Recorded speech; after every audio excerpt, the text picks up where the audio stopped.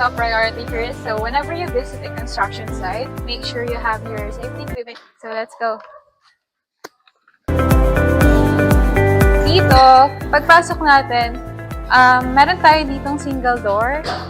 Also, a window here. Na i-install pa lang mamaya. Then, pagpasok nyo, dito,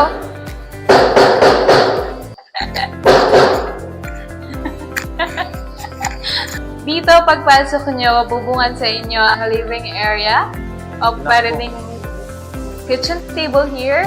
So, meron din ditong single sink na diretso lang.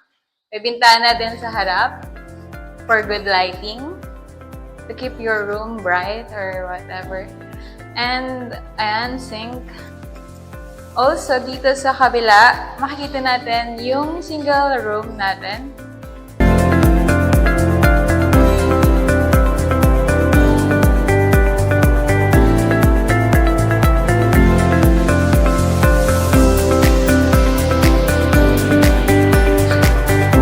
And here sa gilid,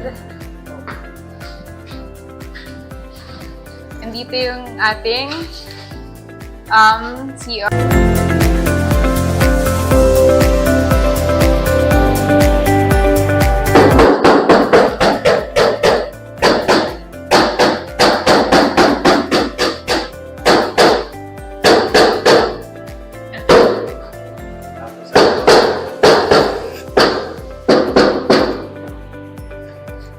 By the way, namit dito sa ating kitchen ay ceramic tiles at 60 by 20 at 60 by 20 na size.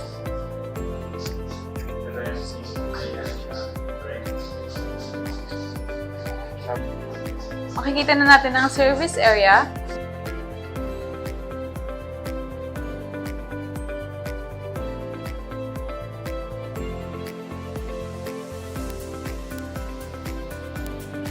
Dito, pwede nyo ilagay lahat ng sinampay or pwedeng laundry area. Pwede din dito ang dirty kitchen. Kasi may... tama ba? Daluin na tubig. Pwede nyo ilagay itong dirty kitchen or ang mga sinampay. Pwede din ang washing room dito sa gilid. Ayan.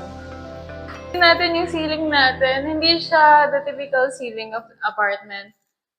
So dito, makikita natin yung ceiling natin. Tawag dito ay cove.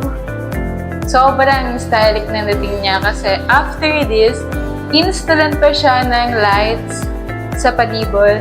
So, it's giving a lot of ambience here.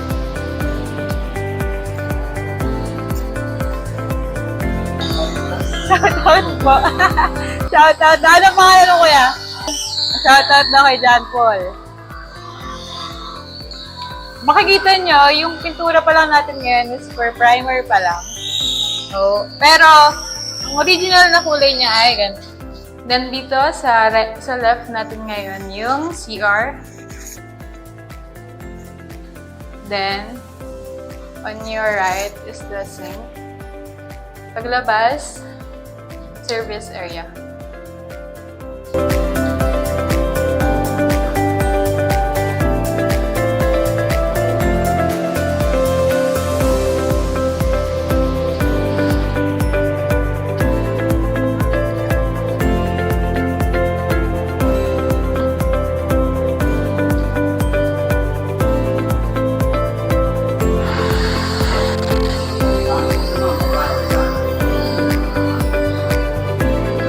So, pagtaas natin ng second floor, makikita nyo, ito yung hagdan natin.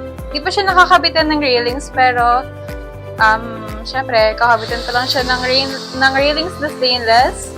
At pagtaas mo, yung ating mga unit again. First, kakatakot. And, tapos dito, sa second floor, iba na yung style ng veranda niya compared sa baba. Mas hindi siya spacious, pero it's very, ang tawag dito, kakabitan pa siya ng railings dito. close this.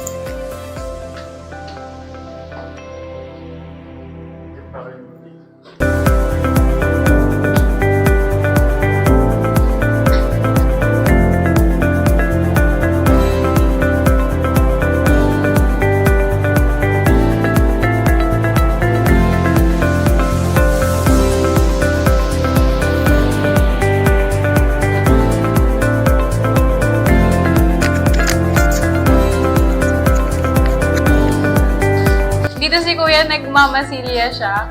Ano pa lang to? Plaster pa lang, kapalitada pa lang. Then first, layer ng skin coat.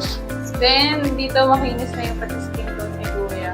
Then after nun, paglalagay ng primer, then pintura. Flat.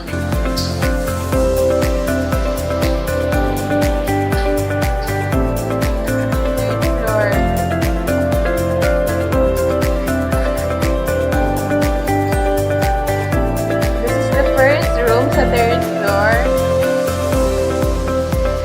Mas hindi malinis na yung bintana.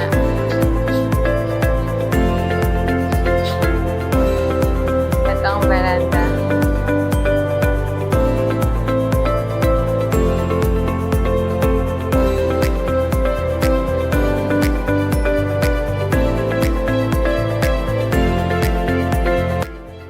Second room ng sa third floor. Mas spacious siya kasi itong unit na to ay unit ng may-ari. So, it's much bigger than the previous one. So, it's very spacey.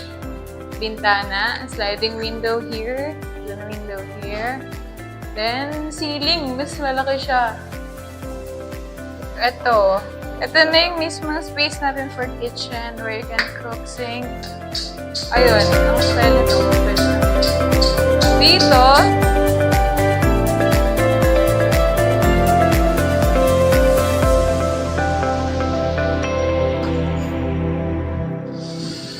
ang ating roof deck. Makikita niyo sobrang lawak niya. Ito ay ang master's bedroom. Pakita ko sa inyo yung master's bedroom. Ayan. Ito ang master's bedroom. Malaki siya. May own CR. Then, spacey, dalawang bintana. So, ayun.